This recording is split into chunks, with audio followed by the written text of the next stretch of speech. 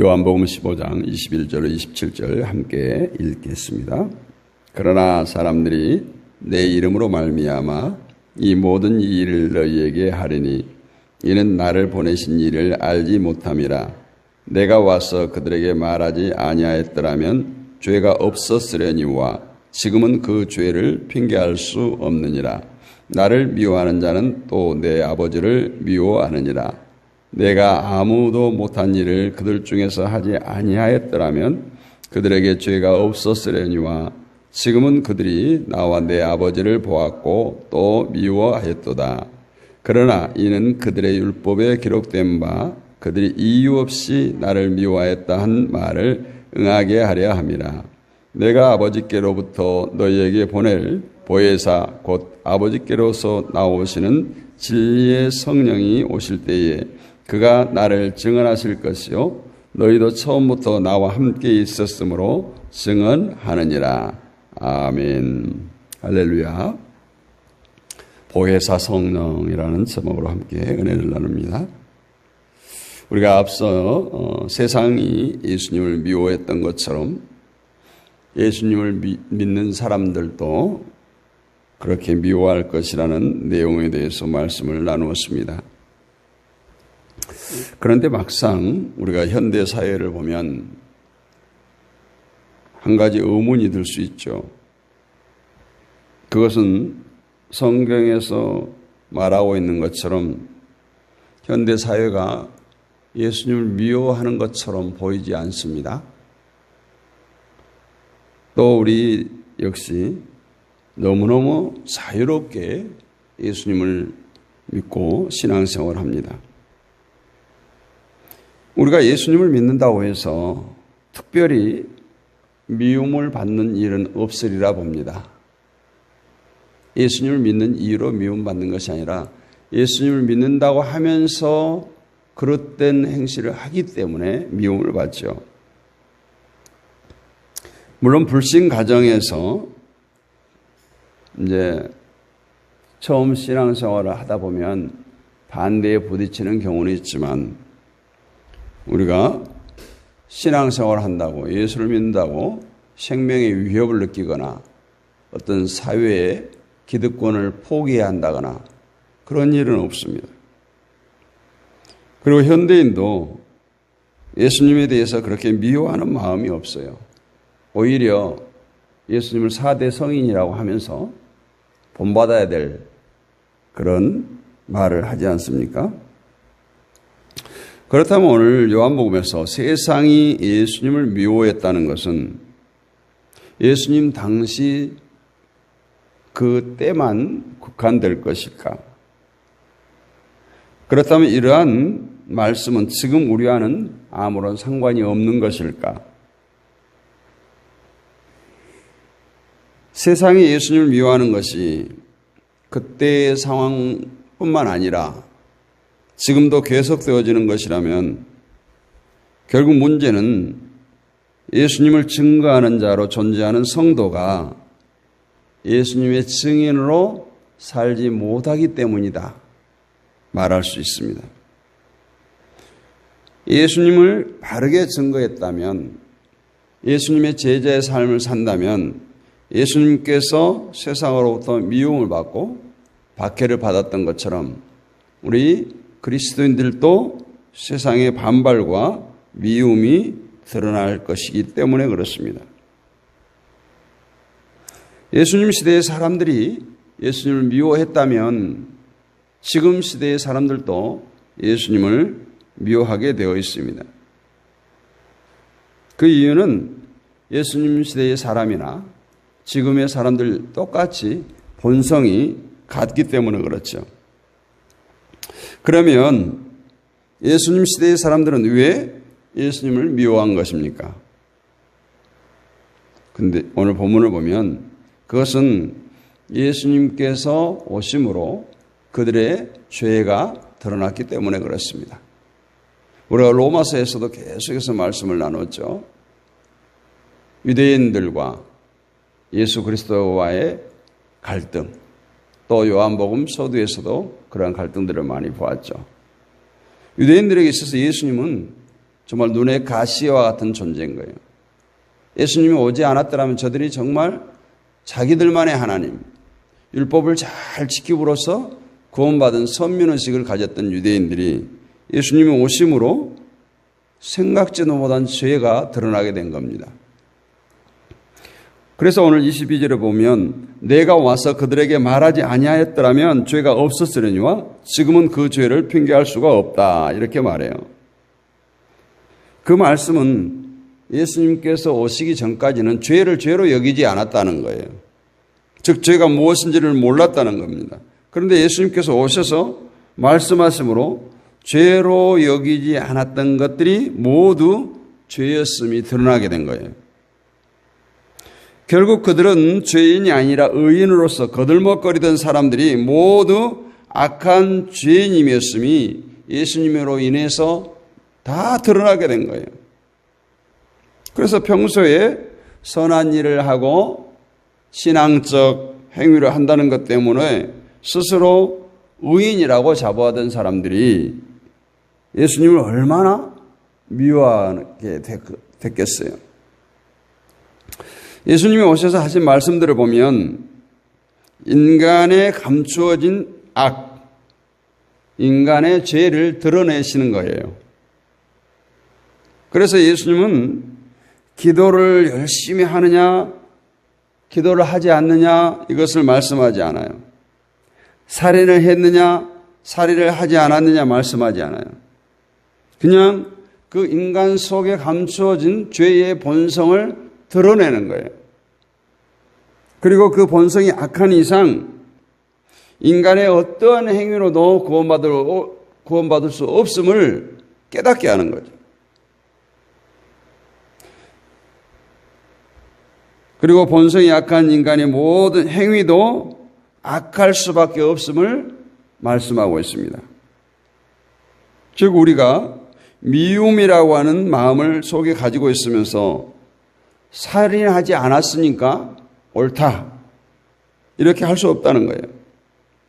속에 탐욕을 가지고 있으면서도 남의 물건을 훔치지 않았으니까 율법을 지킨 것이다. 이런 것이 아니라는 걸 예수님 지적하고 있어요. 이것으로 인해서 속에 악한 것이 가득하면서도 평소에 기도하고 금식하고 구제하고 11조를 하는 것으로 하나님의 사람 행세를 했던 사람들이 결국 의인이 아닌 악인들이었다는 것을 증거하고 있는 겁니다. 음식을 먹을 때 꼭 손을 씻고 먹는 바리새인들이 손을 씻지 않고 음식을 먹었던 예수님의 제자들을 비판합니다. 그때 예수님께서 뭐라고 말씀하시죠? 사람의 입으로 들어가는 것이 사람을 더럽게 하는 것이 아니라 입에서 나오는 것이 사람을 더럽게 한다고 말씀하십니다.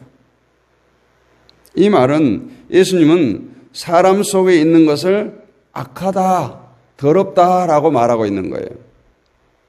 이러한 말씀들이 바리새인들에게 걸림이 되지 않을 수 없었고 미움의 대상이 되는 것이 당연했다라는 거예요. 십계명에 보면 내 이웃의 소유를 탐내지 말라고 말씀합니다. 소유를 탐내지 말라는 것은 탐심을 가져서도 안 돼요. 과연 이러한 죄를 누가 피할 수가 있겠어요? 그런데 많은 교회들은 십계명을 지켜야 한다고 하면서 주로 말하는 것이 우상을 섬기지 말라, 안식일을 지키라, 그리고 또 이제 가정의 달이 되면 내 부모를 공경하라, 이런 설교를 의례적으로 하고 지나갑니다. 십계명에 지켜도 되고 지키지 않아도 된다라는 것은 없어요. 모두가 다 하나님의 거룩하신 계명입니다. 그리고 그 계명이 이웃의 소유를 탐내지 말라라고 해요.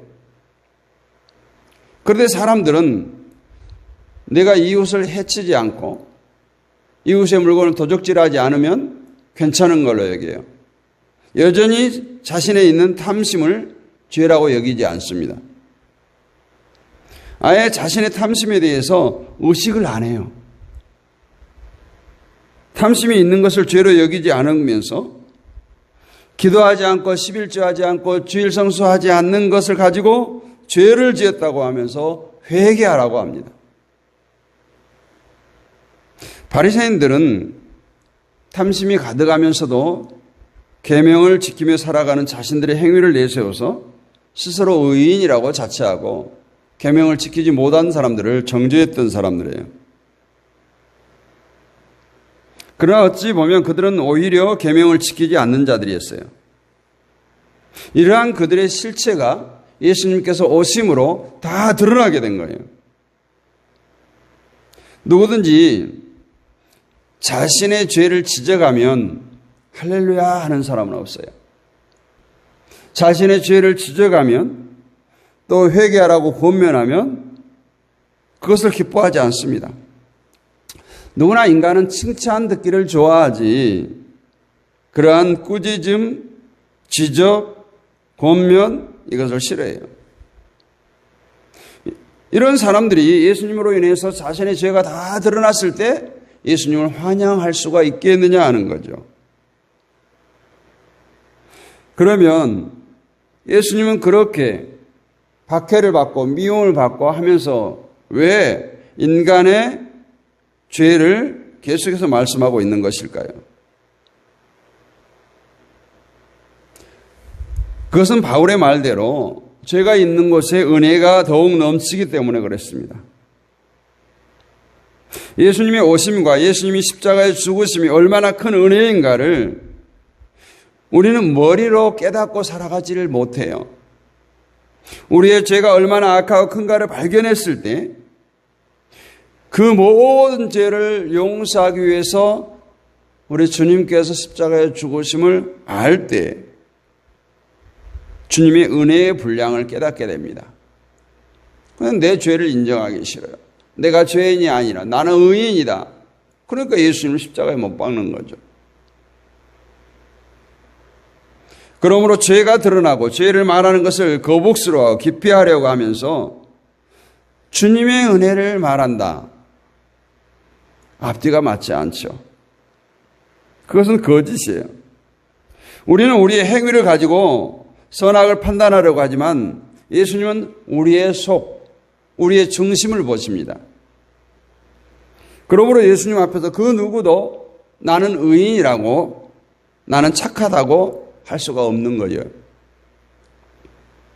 사람이 만약에 다른 사람의 속을 들여다볼 수 있다면 인간관계가 어떻게 될까요? 아마 전부 다 사람을 기피하는 현상들이 많이 일어날 거예요. 다른 사람의 속마음을 들여다볼 수 있다면요. 우리가 사람을 만나는 것이 편한 것은 상대방이 내 속을 알지 못한다는 거예요. 우리가 늘 좋은 마음, 기분 좋은 마음, 즐거운 마음 이런 마음으로 사람을 만나지 않잖아요. 서로가 서로를 몰라요. 그러나 예수님은 우리의 속을 봅니다. 우리의 속마음을 아세요. 다만 예수님을 그러한 분으로 여기지 않기 때문에 우리가 아무런 생각 없이 주저함 없이 예수님께 그냥 나오는 거예요. 어찌 보면 너무너무 떳떳하고 인간관계에서 내 속마음을 들키지 않은 것처럼 예수님께도 내 속마음이 들키지 않은 것처럼 그렇게 당당한 거죠. 오늘 본문 23절, 24절을 다시 봅니다. 나를 미워하는 자는 또 내 아버지를 미워하느니라. 내가 아무도 못한 일을 그들 중에서 하지 아니하였더라면 그들에게 죄가 없었으려니와 지금은 그들이 나와 내 아버지를 보았고 또 미워하였도다. 여기서 아무도 못한 일, 그것은 바로 죄를 드러내신 일을 말씀하고 있어요. 즉 아무도 인간의 죄를 드러내지 못했고 인간으로 하여금 스스로 죄인됨을 고백하게 하는 일을 하지 않았다. 지금까지. 근데 내가 그 일을 함으로 아버지도 미움을 받게 되고 나도 미움을 받게 되었다는 거예요. 인간은 이처럼 자신의 의를 주장하며 살아가는 사람이고 우리 또한 다를 바가 없습니다. 이러한 우리에게 주님께서 부활하시고 승천하셔서 보혜사 성령을 보내셔서 우리를 도우심으로 죄를 깨닫게 하시고 죄인됨을 인정하는 사람으로 만드신 것, 이것이 바로 우리 성도가 누리는 은혜인 줄로 믿습니다. 그래서 오늘 26절에 보면 내가 아버지께로서 너희에게 보낼 보혜사 곧 아버지께로서 나오시는 진리의 성령이 오실 때에 그가 나를 증거하실 것이요라고 말씀합니다. 보혜사, 그 말의 뜻은 옆에서 도우시는 분, 이러한 뜻이에요. 성령께서 우리에게 오셔서 우리에게 밀착되게 함께 하시며 우리를 도우신다는 거예요. 그래서 늘 우리가 우리의 스스로 하나님을 아버지라 부를 수 없고 예수님을 주여라고 부를 수 없다는 거예요. 성령께서 오셔서 도우심으로 죄를 알게 되고 죄인됨을 고백하고 회개하는 자가 되어지고 하나님의 백성이 되고, 그러므로 죄인됨을 알고 죄를 고백하게 되어진 것 역시 성령의 도우심이고 은혜지, 그것도 우리의 의의가 될 수, 내가 믿음이 좋아서가 아니라는 거예요. 성령의 도우심이요 하나님의 선물입니다. 세상은 여전히 인간의 행위를 봅니다. 그러나 우리 기독교는, 우리 하나님은 우리의 중심을 보시는 분입니다. 그래서 우리의 중심을 보니 모든 인간은 악하다라는 거예요. 그러므로 인간의 어떤 행위도 의의가 되지 못하고 예수님이 행함만이 의의가 되어서 나를 구원하심을 믿는 것, 그것이 바로 신앙입니다. 이런 믿음을 돕기 위해서 보혜사를 우리에게 보내주셨어요. 그래서 우리는 날마다 뭐 찬양합니까? 성령 충만, 성령 충만. 뭐 다른 말로 뭐 기름 부으심이라는 말도 사용하지만 우리가 늘 성령 충만을 위해서 힘써야 돼요. 나는 한번 옛날 애적에 몇 월 며칠 날 성령을 받았다. 뭐 인격적으로 내가 성령을 체험했다. 이것은 다 거짓말이에요. 충만이 뭡니까? 충만이 계속 부어져야 돼요. 여기 물이 가득 채워져요. 가득 채워져요. 여러분 물을 가득 채워놓으면 일주일, 한 달, 1년 그대로 있나요? 다 증발해버리죠. 충만은 계속 넘치도록 부어지는 거예요. 채워지는 거예요. 그것이 충만입니다. 그래서 우리가 성령 충만을 사모하는 것은 날마다 성령께서 우리에게 부어주시고 함께 하시고 우리를 인도해 가실 때 우리는 하나님께서 원하는 신앙생활을 할 수 있는 거예요. 내가 만들어온 신앙생활, 세상의 교회가 요구하는, 세상의 목사가 요구하는 신앙생활이 아니라 하나님께서 원하는, 성령께서 원하는 그런 신앙생활을 할 수가 있는 것입니다. 정말 우리가 신앙생활을 하면서 예수를 믿으면서 정말 얼마나 우리가 이 큰 은혜를 누리고 있는가. 여러분 세상에 많은 사람들 가운데서 내가 예수를 믿는다는 것 기적 아니에요? 엄청난 은혜 아니에요? 그래서 성령을 보내주셔서 정말 세상에 있지도 보지도 못할 AS, 완벽한 애프터 서비스를 통해서 우리가 하나님께 속한 자로, 예수께 속한 자로 끝까지 살 수 있도록 붙들어 주신다는 것, 얼마나 큰 은혜요 축복입니까? 이 은혜를 여러분 감사함으로 마음껏 누리는 저와 여러분이 되시기를 주님의 이름으로 축복합니다. 거룩하신 아버지 하나님 은혜를 감사합니다. 이 시간도 보혜사 성령에 대한 말씀을 나눴습니다. 정말 우리가 의로워서가 아닙니다. 우리가 잘남도 없습니다. 우리는 모두가 죄의 노예와 같은 진노 아래 있던 자들이었습니다. 그러나 하나님께서 우리를 선택하여 부르시고 정말 세상 가운데 버려두지 아니하시고 성령을 보내주셔서 아버지 안에서 성령의 권능을 덧입히시다 날마다 하나님의 백성으로 주의 자녀로 살아가게 하심을 감사합니다. 오늘 또 내 힘으로 살려고 발버둥 치지 않게 하시고 오늘 주님 의지하고 성령님 의지하기를 원합니다. 성령의 도우심을 우리의 삶 가운데 드러내고 나타내기를 원합니다. 아버지 하나님, 이 새벽에도 깨우기도 주의 백성들을 붙들어 주시옵소서. 저는 알 수 없습니다. 그러나 저들의 사정과 형편을 다 아시는 주님께서 저들의 간구를 들으시고 응답하여 주옵소서. 행여라도 우리의 육신의 소욕을 위해서 구하지 않게 하시고 날마다 그 나라와 그 의를 구하며 하나님의 뜻이 어디에 있는가, 하나님의 시간표는 지금 어디에 진행되어진가를 깨닫게 하시고 하나님의 계획 안에, 하나님의 시간표 안에 우리의 삶이 일치되게 하시고 그 안에 뛰어들게 하여 주셔서 오늘도 하나님께서 주시는 놀라운 은혜와 축복을 마음껏 누리는 주의 백성들이 되게 하여 주옵소서. 이 땅에 세워진 많은 교회들을 축복하여 주옵소서. 주의 종들을 축복하여 주시고 믿음의 성도들을 축복하여 주옵소서. 행여라도 세상 가운데 실족함이 없게 하시고 우리의 그릇된 언행 심사로 인해서 아버지 하나님 영광 가리우지 않게 하여 주옵소서. 오늘도 우리의 삶의 현장에서 열심히 일하게 하시고 땀 흘린 소사를 마음껏 먹고 마시며 누리며 베풀 수 있는 은혜를 허락하여 주옵소서. 우리들의 가정들을 지켜주시옵소서. 직장을 지켜주시옵소서. 사업장을 지켜주시옵소서. 어리에 자란 자녀손들을 지켜주시옵소서.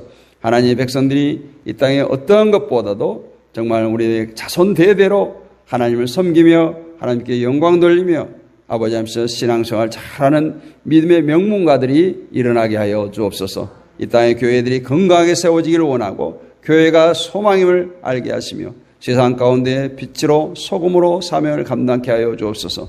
죄악이 관영한 세상입니다. 정말 우리가 깨어 기도하지 아니하면, 깨어 있지 아니하면 사단마귀 흥함의 권세는 우리를 쓰러뜨리고 우리를 삼키려고 우는 사자같이 달려들 것입니다. 아버지 하나님, 은혜의 울타리 안에 우리를 품어주시고 성령의 권능으로 붙드시사 이 험악한 세상 가운데서, 이 영적인 전쟁 가운데서 날마다 승리할 수 있는 우리 모두가 되게 하여 주옵소서. 이 한 주간도 승리케 하신 주님을 찬양합니다. 아버지 하나님, 새벽에 깨어 기도하는 주의 백성들을 기억하시고 만나 주시옵소서. 정말 저들의 마음에 소원을 품게 하시고 그 소원을 간구하여 부르짖을 때에 응답하여 주옵소서. 또 이 시간 우리가 합심하여 기도하겠습니다. 나라와 민족을 위해서, 세계 평화를 위해서, 선교사님들을 위해서, 우리 자녀손들 다음 세대를 위해서, 또 동역자들을 위해서, 육신의 질곡 가운데 있는 자들을 위해서 우리가 합심하여 기도할 때 하늘문이 열려지기를 원합니다. 우리 인생의 아버지 하나님께서 우리를 얽매고 있는 문제의 착고가 풀려지기를 원합니다.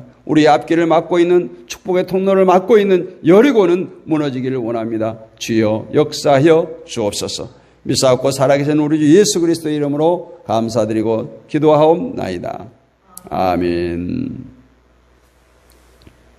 이제는 우리 주 예수 그리스도의 은혜와 하나님 아버지의 크고 무한하신 사랑과 성령님의 감동 감화 내주교통 충만하심의 은혜가 이 한 주간도 새벽을 깨우며 승리의 길로 달려가는 사랑하는 주의 백성들 머리 위에, 이 나라와 이 민족 위에, 이 땅의 수많은 교회들 위에 지금부터 주님 오실 그날까지 영원 무궁토록 함께 있을지어다.